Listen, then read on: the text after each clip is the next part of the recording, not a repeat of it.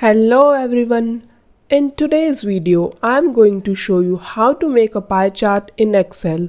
So let's get right into it. Here, I have a sample budget data with categories like rent, food, utilities, etc. and corresponding spending amounts next to each. To create a pie chart, select the cells that contain the relevant data. This selection is crucial as it determines what data your pie chart will display. Now go to the Insert tab. Click on the pie chart icon in the Charts group.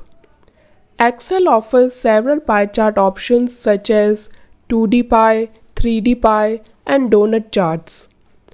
For the purpose of this tutorial, I will select a simple 2D pie chart.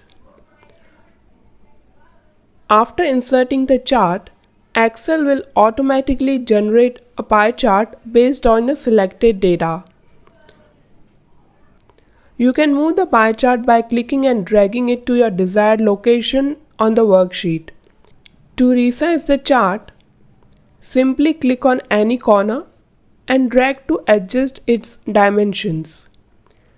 To change the colors or design of your pie chart, navigate to the Chart Design tab.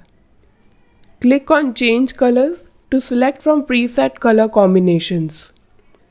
Next to the colors, you will find the chart styles.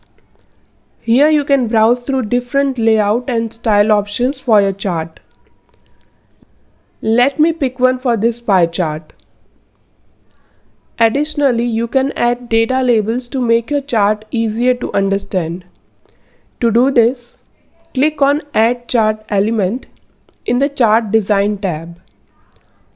Hover over Data Labels and then select from several placement options such as Center, Inside End, Outside End, Best Fit, or Data Callout.